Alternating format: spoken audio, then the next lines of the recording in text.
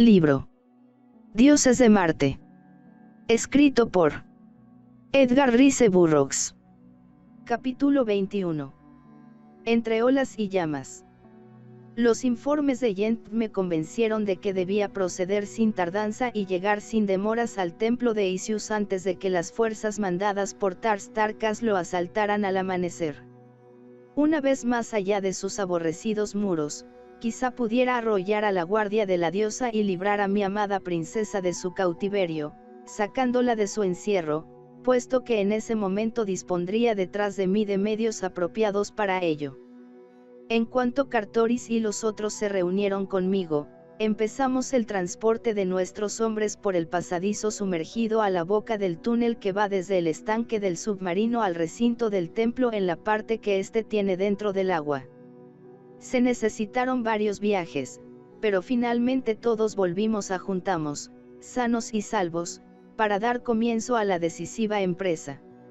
Allí había 5.000 hombres vigorosos y decididos, verdaderos veteranos, pertenecientes a las razas más belicosas de los marcianos rojos. La flor de Barsoom se hallaba a mi lado. Como solo Cartoris conocía las escondidas vueltas y revueltas de los túneles, no pudimos dividir el grupo y atacar el templo por varios puntos a la vez, lo que hubiera sido lo más conveniente, y, en vista de eso, resolvimos que nos condujera, cuanto antes mejor, al sitio más próximo al centro del templo.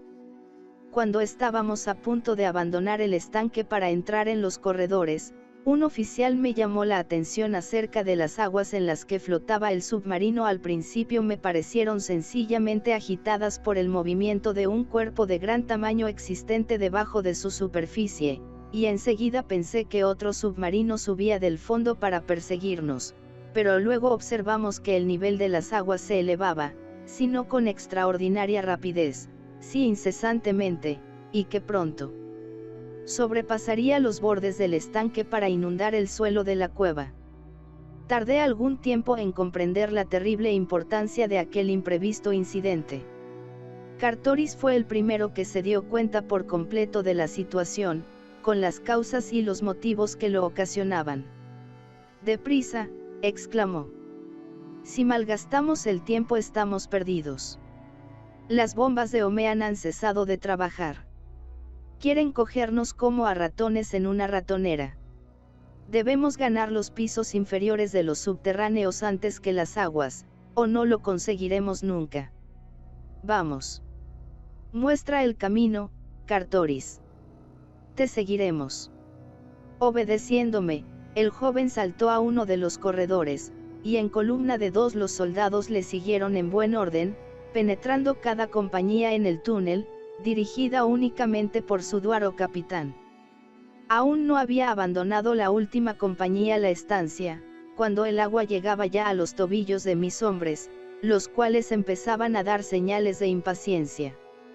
Totalmente desacostumbrados a tal elemento, excepto en las cantidades suficientes para la bebida y el aseo, los marcianos rojos, instintivamente, la temían por sus formidables abismos y amenazadora actividad, y que se mantuvieran serenos, a pesar de que les lamía las piernas y comenzaba a girar en tomo suyo, demostraba a las claras su valor y su disciplina. Fui el último en abandonar la sala del submarino, y como iba a retaguardia de la columna, hacia el corredor, marchaba con el agua hasta las rodillas. La galería también estaba inundada de igual modo, pues su suelo se hallaba a nivel con el de la estancia a donde conducía, y durante varios metros no se notaba la menor elevación. La marcha de las tropas por el túnel fue tan rápida como lo permitía el número de hombres que se movían en un paraje tan angosto, pero no era lo bastante acelerada para permitirnos ganar terreno a la invasora corriente. Como el nivel del pasadizo aumentaba poco a poco en altura, con las aguas sucedía lo propio, y ello me hizo comprender, yendo al final de mi pequeño ejército, que nos amenazaba por esa causa una gran catástrofe. Finalmente comprendí el motivo de aquello, consistente en que, dada la escasa extensión de Omean, al subir las aguas hacia la cima de su bóveda, la velocidad de la ascensión aumentaba en razón inversa del espacio, cada vez menor, a llenar. Mucho antes de que la cola de la columna estuviera próxima a llegar a las galerías superiores, situadas sobre los parajes peligrosos, me convencí de que las aguas nos alcanzarían con arrolladora fuerza, y en tal cantidad que, probablemente, la mitad de la expedición sería aniquilada. Cuando pensaba acerca de alguna manera para salvar el mayor número posible de soldados, me fijé en un corredor divergente que parecía hallarse en empinada pendiente con relación a la galería inundada, y a mi derecha. Las remolineantes aguas me llegaban ya a la cintura, y los hombres de las compañías inmediatas a mí comenzaban a sentir pánico. Había que hacer algo enseguida, o, de lo contrario, se precipitarían sobre las unidades más avanzadas, dominadas por el terror, ocasionando la muerte de muchos cientos debajo de las olas, y atascando el túnel, sin que quedara la menor esperanza de salvación para los que venían detrás. Levantando la voz cuanto pude, mandé a los guards de las compañías que me precedían. Atrás los últimos 25 utans. Atrás. Creo que hay aquí un camino para escapar. Retroceded y seguidme. Mis órdenes fueron obedecidas por unos 30 utans, así que 3000 hombres se volvieron, y chapoteando contra la corriente, se apresuraron a ganar el corredor que yo les había indicado. Cuando el primer duar penetró en el con su utan, yo le insté a que atendiera puntualmente mis instrucciones y le previne que en modo alguno saliera al aire libre y se encaminara al templo propiamente dicho, dejando los subterráneos, sin que yo estuviera a su lado, y ya sabéis que si no me veis más será porque haya muerto. El oficial me saludó y alejóse.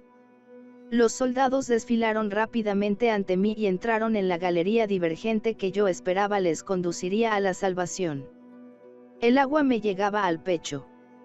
Los hombres se tambaleaban, y no pocos vacilaban y se caían. Sostuve a muchos y les ayudé a ponerse de pie, pero la tarea era excesiva para una persona sola. Las tropas comenzaban a ser barridas por la violencia del torrente y no conseguían avanzar. Al fin, el duar del 10º utan se cuadró en mi presencia. Era un valeroso militar, llamado Gastus, y ambos, juntos, establecimos en nuestra entonces aterrorizada gente una apariencia de orden y ayudamos a muchos, que de lo contrario se hubieran ahogado. Yor Cantos, hijo de Cantos Khan, y un Padwar del 5º utan se nos unieron cuando a su unidad le tocó penetrar en el hueco por el que los soldados huían. Sin embargo, no perdimos un hombre de los cientos que pasaron de la galería principal al otro corredor. Cuando el último utan desfiló delante de nosotros, las aguas, en su constante subida, nos llegaban al cuello, pero, aún así, nos cogimos de las manos y permanecimos firmes hasta que todos los hombres se hallaron relativamente a salvo en el nuevo pasadizo. Allí encontramos un desnivel hacia arriba inmediato y marcado, de manera que a los 200 metros nos colocamos encima de la capa líquida. Durante unos cuantos minutos continuamos subiendo por la acentuada pendiente, la cual, pensaba, nos llevaría pronto y con seguridad a las galerías superiores, circundantes del templo de Isius. Ah, cuán cerca estaba del más cruel de los desengaños. De repente oí un grito, fuego, pronunciado muy lejos y delante de mí. Le siguieron, casi simultáneamente, un sinfín de gritos de terror y las voces de mando apresuradas de los Dwars y Padwars, quienes, sin duda, intentaban sacar a sus soldados de algún grave peligro. Finalmente, nos trajeron la noticia. Han incendiado las galerías de arriba, estamos entre las llamas y las olas. Auxilio, John Carter. Nos asfixiamos. En efecto, en el mismo instante nos azotó la cara una especie de columna de denso y negro humo, la que nos obligó a retroceder, medio ciegos y sofocados, para buscar refugio contra sus daños. No quedaba otro recurso que hallar, si era posible, un nuevo medio para escapar. El fuego y el humo resultaban 1000 veces peores enemigos que el agua, y por eso me lancé a la primera galería, para librarme ante todo del humo asfixiante que nos agobiaba. De nuevo me mantuve a un lado, mientras que los soldados retrocedían deprisa por el camino que habían seguido. Unos 2000 hombres debían haber vuelto a la primitiva dirección, cuando la corriente cesó, pero como no estaba seguro de que todos se hubieran salvado, pues quizá algunos habrían ido más allá del punto inicial de las llamas, para convencerme de que ningún infeliz corría el riesgo de sufrir una muerte espantosa, avancé con rapidez por la galería hacia la zona incendiada, la que vi arder delante de mí despidiendo orisplandes siniestros. Se sentía un calor sofocante y la tarea era extremadamente penosa, pero al fin llegué a un sitio donde el fuego iluminaba el corredor lo suficiente para ver que ni un solo hijo de Helium quedaba entre mí y aquella inmensa y devoradora hoguera. Lo que había en ella y más allá no lo sabía, ni ningún ser humano habría osado atravesarla. Parecía un infierno de sustancias químicas imposibles de conocer. Una vez satisfecho mi sentido del deber, me volví y regresé corriendo por el pasadizo que tantas ilusiones me produjo. Entonces descubrí con horror que tenía cortada la retirada en aquella dirección, puesto que a la entrada del túnel se levantaba un fuerte enrejado de acero, evidentemente sacado de sus soportes y colocado allí con el propósito de impedirme la huida. No podía dudar de que los primeros nacidos estaban al tanto de nuestros principales movimientos, en vista del ataque de su escuadra a nuestras fuerzas del día antes, ni de que la paralización de las bombas de Omean en el momento psicológico dependiera de la casualidad. También el comienzo de una combustión química en el corredor por el que marchábamos hacia el templo de Isius, tenía que obedecer a un plan maduramente adoptado. Después, la interposición de la verja de acero para ponerme de manera efectiva entre las llamas y las olas, parecía indicar que unos ojos invisibles me acechaban sin descanso. Se comprenderá que para acudir en socorro de mi amada Deja Toris me era preciso vencer, ante todo, a unos enemigos que se ocultaban en las sombras. 1000 veces me reproché el haber caído incautamente en aquella encerrona, a pesar de constarme que los peligros abundaban en las tenebrosas galerías.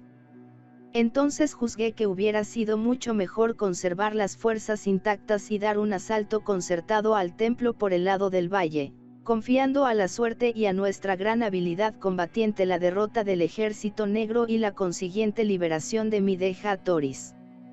El humo del fuego me obligaba a seguir retrocediendo por el pasadizo en dirección a las aguas, que oía surgir entre las demás tinieblas. Como mi gente se llevó la última antorcha, el paraje solo estaba iluminado por la radiación de las rocas fosforescentes, propias de aquellas regiones abismales. Esta circunstancia me convenció de mi proximidad a las galerías superiores, situadas directamente más allá del templo. Finalmente, sentí que las aguas me azotaban los pies. A mi espalda, la humareda se espesaba por minutos. Sufría lo indecible, y comprendí que solo me quedaba un recurso, que era elegir la muerte más fácil de las dos que me amenazaban. Consecuente con esta decisión, me dirigí por la galería a las frías aguas de Omean, tan cercanas, para arrojarme a sus pavorosos abismos en busca. ¿De qué? El instinto de conservación es fuerte, aun cuando uno, sin temor y en posesión de las más valiosas facultades razonables, sabe que la muerte, positiva e imperturbable, le corta el paso. Por eso yo me puse a nadar lentamente, esperando que mi cabeza tocase en el techo del corredor, lo que significaría que habría llegado al fin de mi fuga y al sitio donde debía hundirme para siempre en una tumba insondable. Sin embargo, con gran sorpresa, fui a parar a un muro por completo liso antes de llegar al sitio en que las aguas tocaban el techo del pasadizo. ¿Estaría equivocado? No. Pronto me convencí de que había seguido la galería principal y de que todavía quedaba un espacio libre entre la superficie de la masa líquida y la rocosa techumbre. Luego me acordé de mi marcha por el estrecho túnel que recorrieron Cartoris y la cabeza de la columna hacía media hora. A medida que nadaba, mi corazón, a cada brazada, se aliviaba, pues bien sabía que me acercaba cada vez más a un paraje en que, indiscutiblemente, tendría que ser menor la profundidad de las aguas que por adonde yo iba. Para mí, era indudable que pronto sentiría de nuevo bajo mis pies un terreno firme, y eso me hizo cobrar esperanzas en cuanto a llegar al templo de Isius para reunirme con la tierna prisionera que languidecía allí. De improviso, cuando más ilusiones me hacía, di un golpe brusco con la cabeza en las rocas de encima. Me había sucedido, pues, lo peor, o sea ir a parar a uno de los raros sitios donde un túnel marciano baja de repente a un plano inferior. No ignoraba que más allá volvería a elevarse, pero eso carecía para mí de valor, debido a que desconocía cuál era su longitud, totalmente debajo de la superficie anegada. Tan solo me restaba una remota probabilidad de salvación, y la aproveché. Llené de aire los pulmones, me zambullí en el agua y nadé con brío a lo largo de la sumergida galería, sin miedo a sus negruras ni a la frialdad horrible que en ella experimenté. De cuando en cuando levantaba una mano, y, por desgracia, siempre que lo hacía tocaba sobre mi cabeza la roca desesperanzadora. Ya mis pulmones empezaban a rendirse con el esfuerzo que realizaban, y para mí no había otra solución que la de sucumbir fatalmente, sin que ni por asomo se me ocurriera otra perspectiva más favorable. Ni siquiera creía posible volver de nuevo al punto en que las aguas, como se recordará, solo me llegaban al cuello. La muerte me miró a la cara, mas yo, realmente, no me acuerdo del instante preciso en que sentí en mi frente el beso helado de sus labios letales. Hice un frenético esfuerzo acudiendo a mis energías casi agotadas, y me enderecé, medio desmayado, por última vez, no pensando encontrar para que mis torturados pulmones respirasen sino un elemento extraño y mortífero. Sin embargo, en lugar de eso, sentí que una ráfaga de aire vivificador penetraba en mi pecho, produciéndome una inefable delicia. Me había salvado. Unas cuantas brazadas más me llevaron a un sitio donde mis pies tocaron el suelo, y pronto me vi por completo fuera del agua. Entonces eché a correr como un loco por el túnel adelante, buscando cualquier puerta que me condujera ante Isius. Si ya no podía salvar a Dejatoris, por lo menos estaba decidido a vengarla, y ninguna vida me satisfaría a cambio de la suya, como no fuese la de la diosa infame, causa para Barsoom de tan crueles sufrimientos. Antes de lo que yo esperaba me hallé en lo que me pareció ser una imprevista salida al templo de arriba.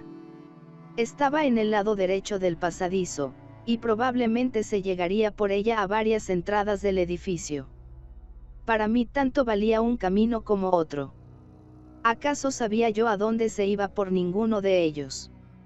Por eso, sin pensar que quizá me descubrirían y rechazarían, me adelanté con rapidez por la pronunciada pendiente, y empujé la puerta, situada en el extremo del declive.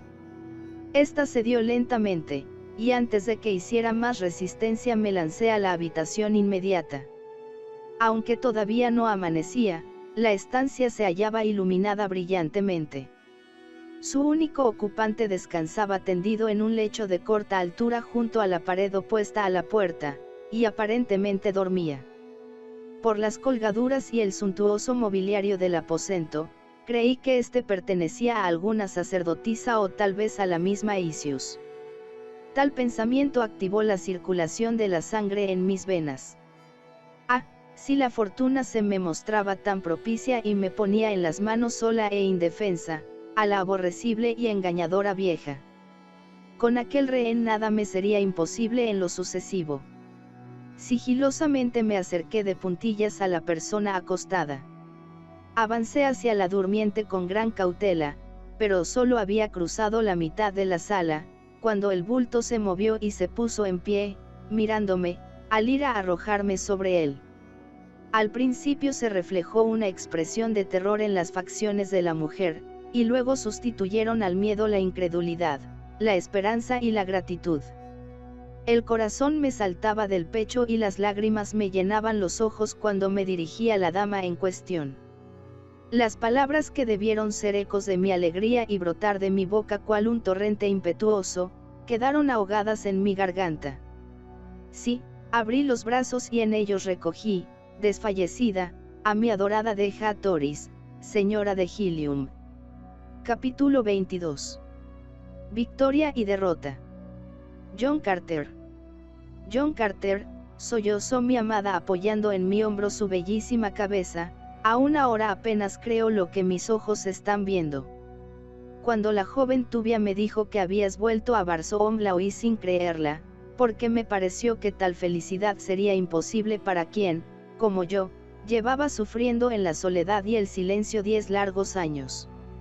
Al fin, cuando comprendí que era cierto y me enteré del horrible lugar en que te habían cogido prisionero, no mantuve ilusiones en cuanto a que pudieras salvarme. Como pasaban los días y transcurrían las lunas sin que tuviera de ti la menor noticia, me resigné con mi triste suerte, y ahora que has venido, casi me parece un sueño tanta buena suerte. Durante 1 hora he oído el ruido del combate en el interior del palacio, y no supe lo que significaba, si bien el corazón me decía, contra toda lógica, que quizás se tratase de los hombres de Helium, capitaneados por mi príncipe. Y Cartoris, nuestro hijo. Estaba conmigo hace 1 hora escasa, Dejan Toris contesté. Y debe ser él a quien oíste batallar con su gente, dentro del recinto del templo. ¿Dónde está Isius? Pregunté de repente. Deja Toris se encogió de hombros. Me envió con una escolta a esta estancia antes de comenzar la lucha, que todavía no ha terminado, y me dijo que mandaría a buscarme más tarde. Parecía muy enojada y algo temerosa, hasta el punto que nunca la vi tan vacilante y asustada. Sin duda, sabía ya que John Carter, príncipe de Eliwim, venía a rendirle cuentas del cautiverio de su amada. El estruendo de la lucha, los chasquidos de las armas, el griterío de las masas y el ruido de innumerables pisadas llegaban a nosotros desde las distintas partes del templo. Comprendía que era necesaria mi presencia en el teatro de la acción y, sin embargo, no me atrevía a dejar sola a Deja Toris, ni a exponerla conmigo a los riesgos y al torbellino de la batalla. Al fin me acordé de los túneles que acababa de abandonar. ¿Por qué no esconderla allí hasta que yo volviera, manteniéndola en seguridad mientras fuese preciso en aquel horrible lugar? Oh, John mío, no te separes ahora de mi lado ni siquiera un momento, dijo. Me aterra la idea de quedarme sola otra vez donde esa infame mujer pueda descubrirme. No sabes cómo es. Nadie es capaz de imaginar su ferocidad cruel, si no ha presenciado 1 año entero sus fechorías cotidianas. Casi he tardado todo ese tiempo en comprender las cosas que he visto con mis propios ojos. Pues bien, no te dejaré, princesa mía, le respondí. Dejan Toris permaneció callada un instante y luego rozó mi cara con la suya, besándome. Vete, John Carter exclamó. Nuestro hijo está allí, y los soldados de Helium pelean por la princesa de su país. Tú debes estar donde ellos, y yo no debo pensar en mí, sino en tu misión de padre y jefe. Jamás me interpondré en tu camino. Ocúltame en los subterráneos, y vete. La llevé por la puerta que me permitió llegar a ella, a las estancias de abajo, y después la abracé con apasionado transporte sintiendo desgarrárseme el corazón. En realidad, padecía el pesado agobio causado por un lúgubre presentimiento. A pesar de eso, me sobrepuse a mi dolor, la conduje al negro antro, la besé de nuevo y cerré la puerta sin vacilar. Hecho esto, ya libre de flaquezas, atravesé el salón, dirigiéndome al lugar del combate, y tras cruzar media docena de cámaras, me hallé con júbilo en la vorágine de una encarnizadísima lucha. Los negros se agolpaban a la entrada de un vasto aposento, y allí intentaban contener el irresistible empuje de un grupo de hombres rojos, empeñados en invadir la sagrada zona del templo.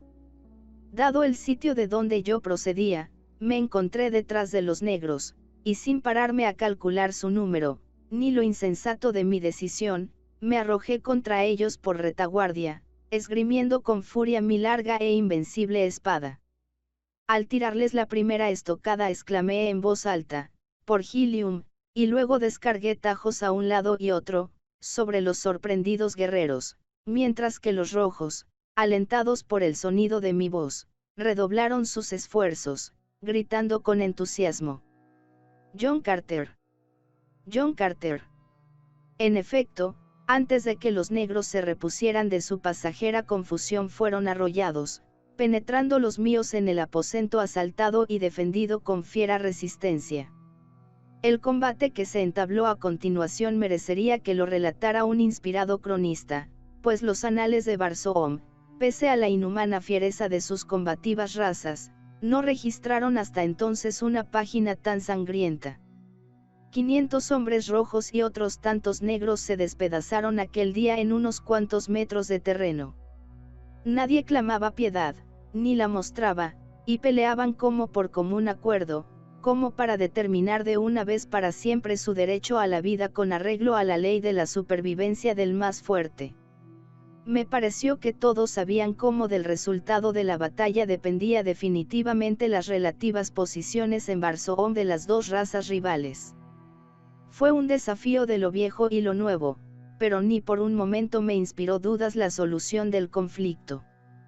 Con Cartoris a mi lado peleé por los hombres rojos de Barsoom y por la total liberación de su odiosa esclavitud a una superstición tan horrible como estúpida.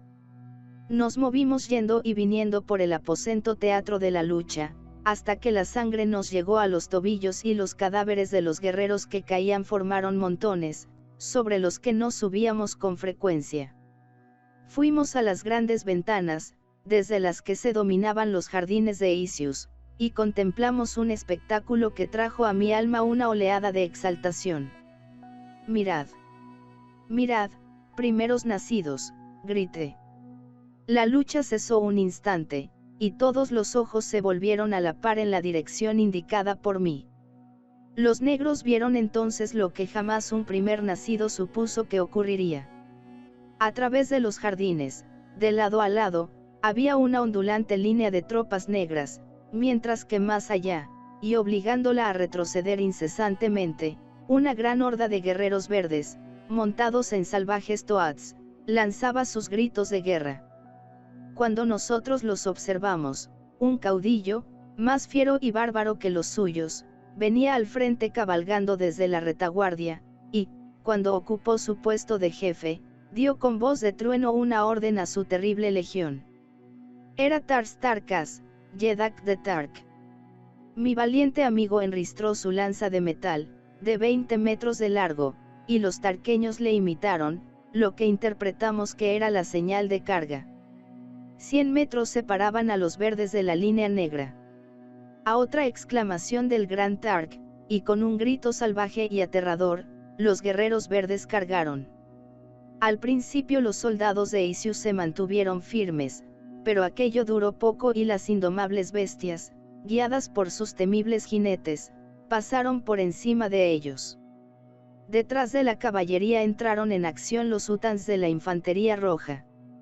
La horda verde puso al templo un estrecho cerco, los rojos asaltaron su interior y nosotros nos dispusimos a reanudar la interrumpida batalla, pero nuestros enemigos habían desaparecido. Mi primer pensamiento fue para Dejatoris. Grité a Cartoris que había encontrado a su madre y eché a correr hacia la cámara donde la dejé, seguido de cerca por mi hijo. Detrás de nosotros iba el pequeño grupo superviviente de la sangrienta pelea. En cuanto entré en la estancia comprendí que alguien estuvo allí durante mi ausencia. Una prenda de seda tirada en el suelo lo demostraba claramente. Además, recogimos un puñal y varios adornos metálicos, que por la disposición como se hallaban colocados indicaban que debieron ser arrancados a su poseedor en el curso de una lucha, pero lo peor de todo era que la puerta por donde se entraba a los subterráneos en los que oculté a mi princesa se hallaba entornada. De un salto me puse junto a ella, y abriéndola de par en par traspuse su umbral con loco ímpetu. Dejatoris no estaba allí. La llamé por su nombre repetidas veces y en voz alta, sin que nadie me respondiera. No recuerdo lo que hice o dije, pero sí que por un momento pisé el borde de la locura. Isius, vociferé, Isius. ¿Dónde está Isius? Registrad el templo hasta dar con ella. Pero que nadie la toque mientras John Carter no lo mande. Cartoris. ¿Por dónde se va a la cámara de Isius? Por ahí, exclamó el joven. Y sin pararse a saber si yo le había oído, penetró con inaudita decisión y no menor rapidez en las entrañas del templo. Aunque caminaba deprisa, yo, no obstante, iba junto a él, instándole a que se diera prisa. Por fin llegamos a una gran puerta tallada, por la que entró Cartoris como un huracán, a corta distancia de mí. En el aposento inmediato contemplamos la escena a la que yo había asistido con anterioridad: el trono de Isius con las reclinadas esclavas y alrededor los guardias de la diosa.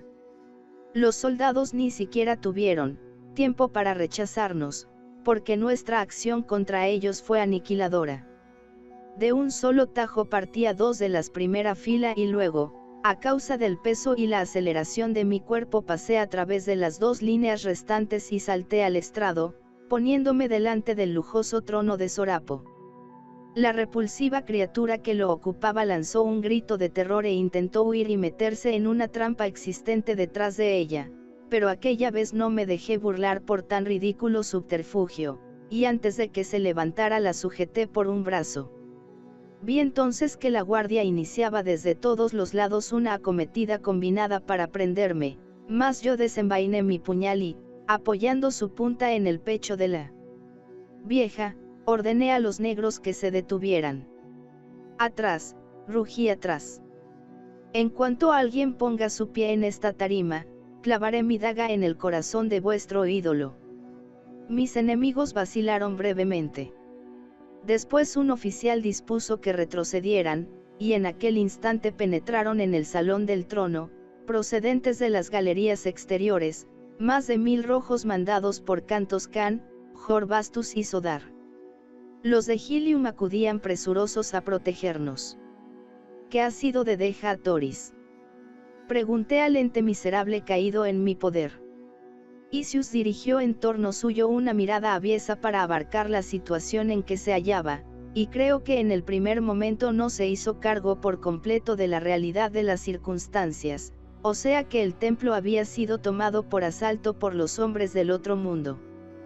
Cuando se percató de su derrota, debió también comprender todo lo que el hecho en sí representaba para ella: la pérdida de su poder, la humillación, la demostración del engaño del que tantos siglos fue víctima su propio pueblo. Faltaba únicamente una cosa para completar el efecto del cuadro, que entonces estaba viendo, y ese detalle lo añadió el noble más encumbrado de su reino, el sumo sacerdote de su religión, el primer ministro de su gobierno. Isius, diosa de la muerte y de la vida eterna, exclamó, muéstrate a los tuyos en el colmo de tu justísima cólera, y con un solo gesto de tu mano omnipotente hiere de muerte a los que te insultan e injurian. Castígales de manera ejemplar, Isius, tu pueblo confía en ti. Hija de la luna menor, tú sola eres todopoderosa, tú sola puedes salvar a tus fieles y súbditos. Óyeme. Estamos aguardando tu voluntad. Mata. Entonces sucedió que la vieja se volvió loca y, presa de terrible insania, sollozó y gimió en primer lugar para después morderme, arañarme y escupirme, dando rienda suelta a su furia, tan impotente como ridícula. A continuación prorrumpió en carcajadas diabólicas que me helaron la sangre en las venas. Las muchachas de su séquito, agrupadas en el estrado, lloraban y pretendieron huir, pero entonces la enloquecida momia se arrojó sobre ellas y las maltrató despiadadamente, llenándolas de insultos. Una baba amarillenta brotaba de sus lívidos labios. Dios, producía miedo verla. Por último, la sacudí con fuerza esperando devolverla siquiera un minuto a la realidad. ¿Qué ha sido de Dejan Toris? Repetí. La falsa diosa, cogida por mis férreos dedos, balbuceó unas frases incomprensibles, y luego en sus ojillos semicerrados brilló un imprevisto resplandor de maldad y astucia. Deja Toris. Deja Toris. Y luego su risa macabra y escalofriante lastimó mis oídos una vez más. Ah, sí, deja a Thoris. Ya me acuerdo. Y Tuvia, y Paidor la hija de Matthijs Chang. Todas están enamoradas de John Carter. Jaja. Qué situación tan ridícula. Juntas meditarán durante un año dentro del Templo del Sol, pero cuando ese año termine, no tendrán nada que comer. Oh. ¡Qué divino entretenimiento! La vieja se relamió con deleite los agrietados labios. No tendrán nada que comer, y se devorarán unas a otras. Ja, ja. Lo horrible de aquella suposición me paralizó casi. A esa espantosa suerte había sido condenada mi princesa por la infame Isius. Temí el desenfreno de mi rabia, y como un gato sacude una rata, sacudí yo a la famosa diosa de la vida eterna. Anula tus órdenes, exclamé. Llama a la condenada y date prisa, si no quieres morir. Es demasiado tarde. Ja, ja. La bruja reanudó sus lamentos y lloriqueos. Entonces yo, fuera de mí, o poco menos, levanté mi puñal sobre su hediondo seno, pero algo detuvo mi mano, y ahora me alegro de que sucediera tal cosa. Hubiese sido terrible quitar la vida a una mujer con mi propia mano. En lugar de matarla, se me ocurrió un castigo más apropiado para la tal deidad. Primeros nacidos, exclamé dirigiéndome a los que estaban de pie dentro de la estancia. Acabáis de ver la impotencia de Isius, los dioses son omnipotentes, luego Isius no es diosa. Isius es una vieja cruel y malvada que os ha engañado y jugado con vosotros en el transcurso de las edades. Tomadla. John Carter, príncipe de Helium, no mancillará su mano con la sangre de tan vil ser. Sin añadir más, empujé a la rabiosa alimaña que media hora antes era considerada divina, y la vieja pasó de su magnífico trono a poder de sus desengañados y vengativos súbditos. Notando que Sodar se hallaba entre los oficiales rojos, le llamé para que me condujera con presteza al Templo del Sol, y sin esperar a saber la suerte que los primeros nacidos reservaban a su diosa, salí de la cámara como un torbellino con Sodar, Cartoris, Jorbastus, Cantos Can y otros 20 nobles de Helium. El negro nos llevó rápidamente por las dependencias interiores del templo, hasta que nos encontramos en el patio central, un gran espacio circular pavimentado con mármol transparente de sorprendente blancura.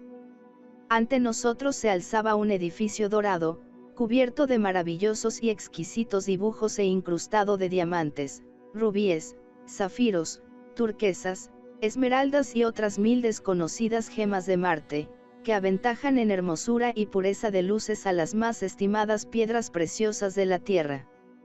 Por aquí, gritó Sodar, conduciéndonos a la entrada de un túnel que se abría en el patio más allá del templo.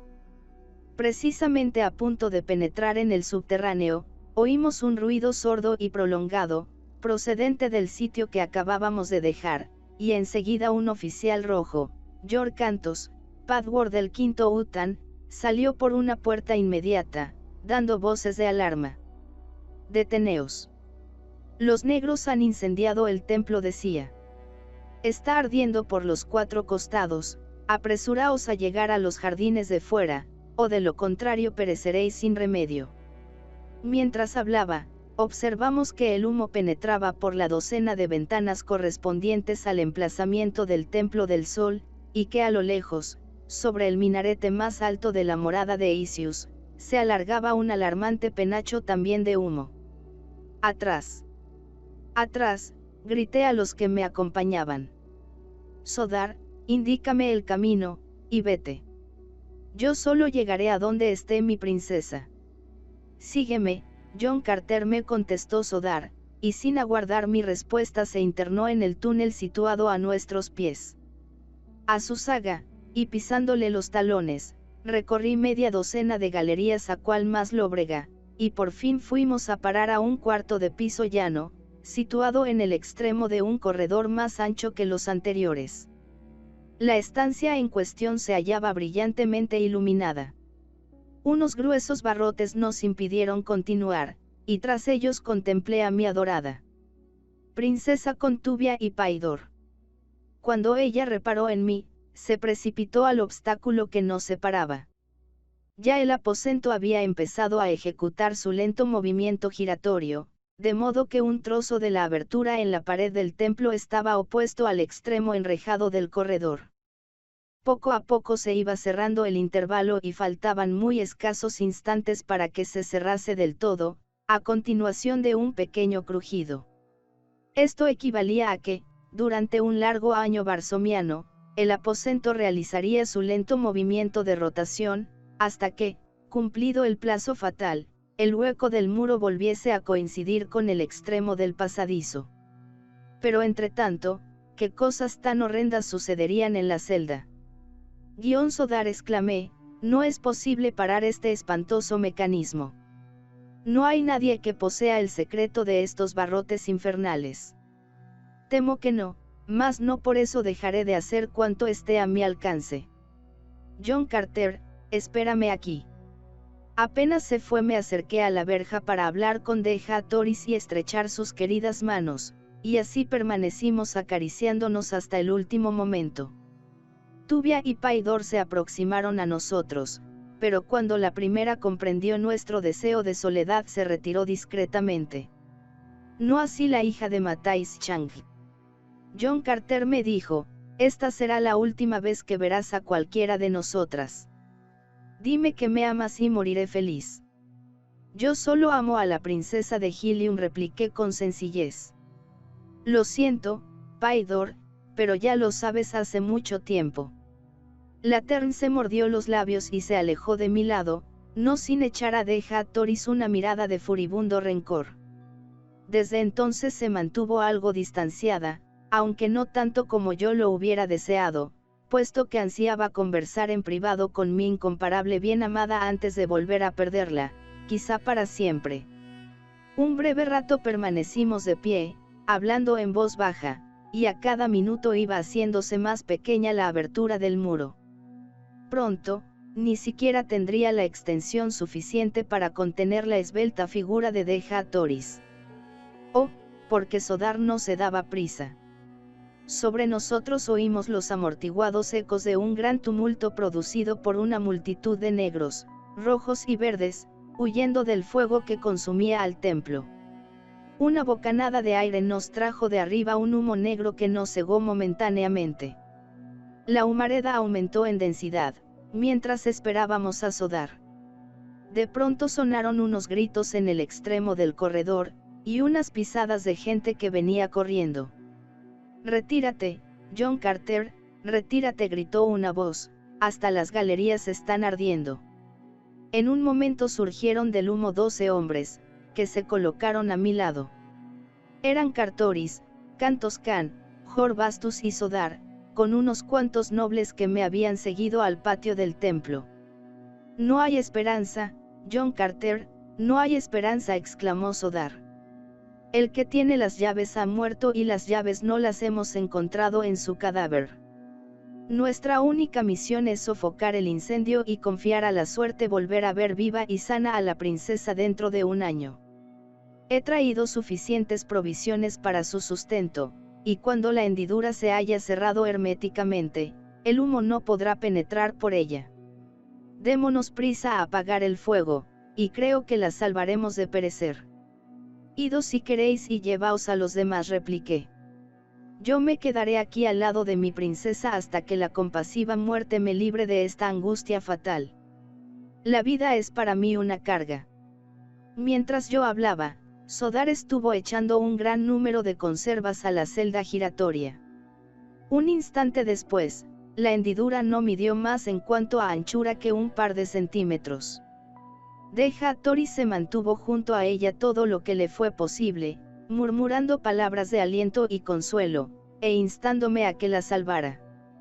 De pronto vi detrás de ella el hermoso rostro de Paidor, que, por lo contraído, revelaba en la Tern la existencia de un odio feroz.